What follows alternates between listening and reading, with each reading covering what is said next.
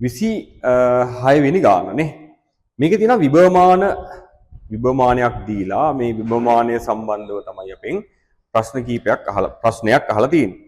මේකෙදී විභවමානය සම්බන්ධව සරලම සංකල්පයකුත් නෙවෙයි පුංචි සුළු කිරීමක් එක්ක ගැටලුව නම් සාමාන්‍ය මට්ටමේ සරල ප්‍රශ්නයක්. ගොඩාක්ම සරල නැති වුණාට සාමාන්‍ය මට්ටමේ ප්‍රශ්නයක්.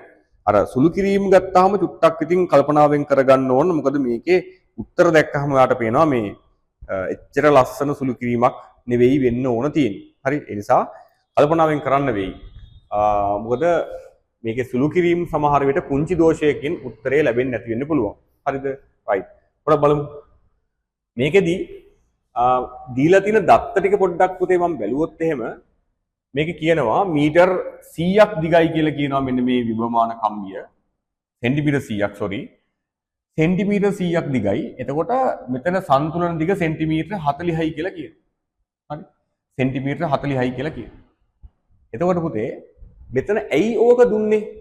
සෙන්ටිමීටර් 40කට සන්තුලනයි. ඒ කියන්නේ පුතේ සෙන්ටිමීටර් 40ක විභව බැස්ම කීයද? 10යි කියන එක නේද? මේකෙන් කියන්න උත්සාහ කරන්නේ සෙන්ටිමීටර් 40ක විභව බැස්ම 10යි. හරි.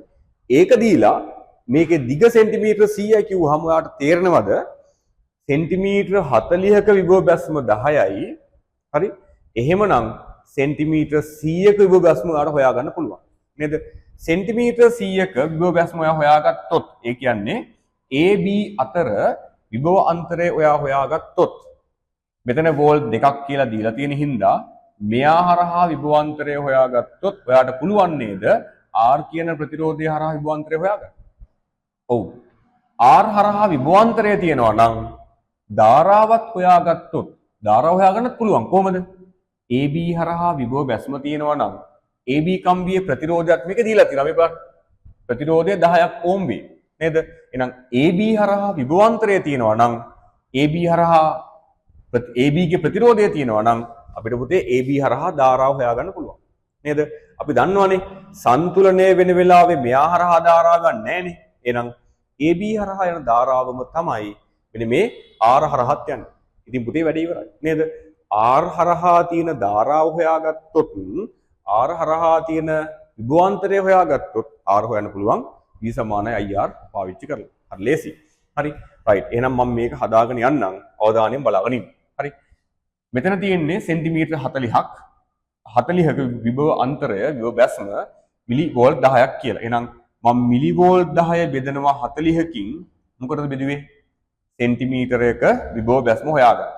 ඒක වැඩි කරනවා නැවත 100න්. ඇයි ඒ? සෙන්ටිමීටර් 100ක විභව බැස්ම හොයාගන්න. හරි.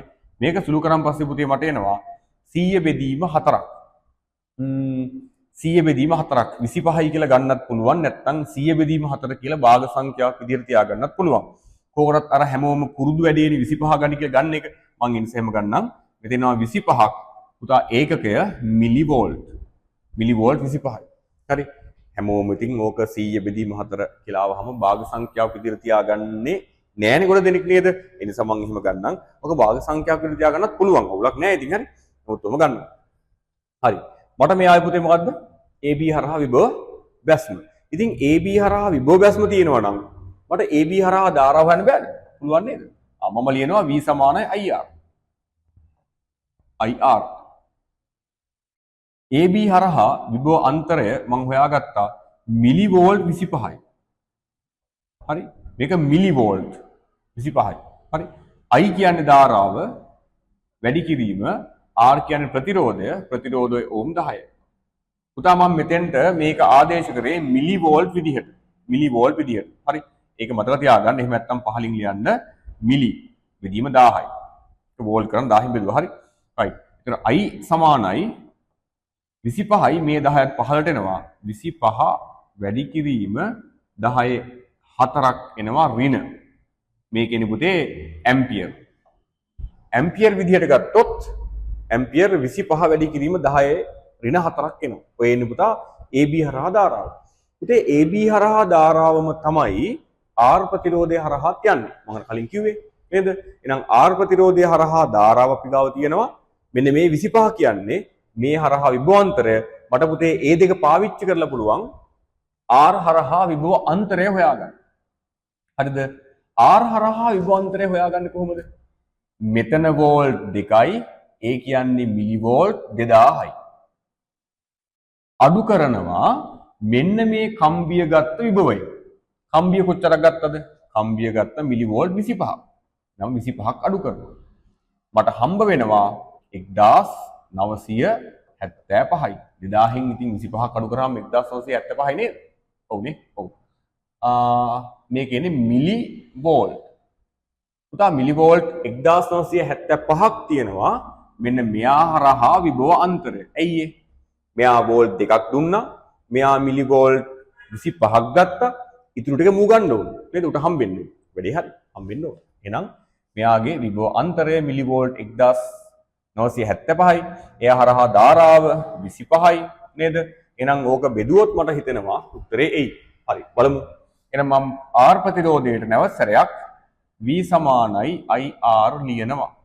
V කියන්නේ විභව අන්තරය මිලි වෝල්ට් විදිහටම තියාගමුද? එහෙම තියාගමු නේද? මිලි වලින්ම තියාගමු ඈ. 1975යි සමානයි I කියන්නේ 25යි වැඩි කිරීම R. මේක මිලි අරකට මිලි මේක තව බිඳුවක් දාන්න වෙනවා.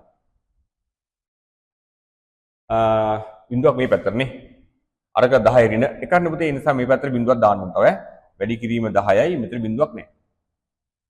හරිද? right. එතකොට R සමානයි 1975 වැඩි කිරීම 10 බෙදීම් 25ක් එන්නේ. නේද? බෙදීම් 25ක් එන්නේ. right. අපි පැත්තක හදලා බලමුද?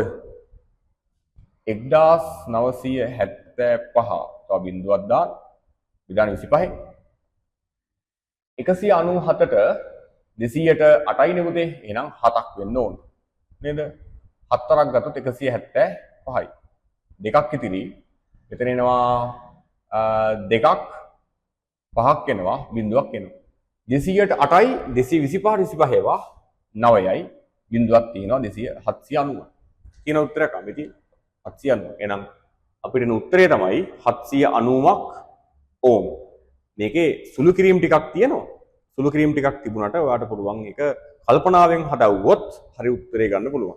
කලබල වෙන්න ගියොත් පුතේ කොහේ හරි තැනක ඔයාලට පුංචි සුළු කිරීමක් වැරදුනත් හරි උත්තරේ එන්නේ නැහැ. ඒ නිසා මේ වගේ ගාණක් කලබල වෙන්න පුරුදු වෙන්න එපා. හරි? right. තව කල්පනා කරලා බලන්න මේක මෙච්චර දුරක් යන්නේ නැතුව හදන්න පුළුවන් ක්‍රමයක් තියෙනවද කියලා. සමහර විට ඔයාට ඒ ක්‍රමේ පේන්නත් පුළුවන්.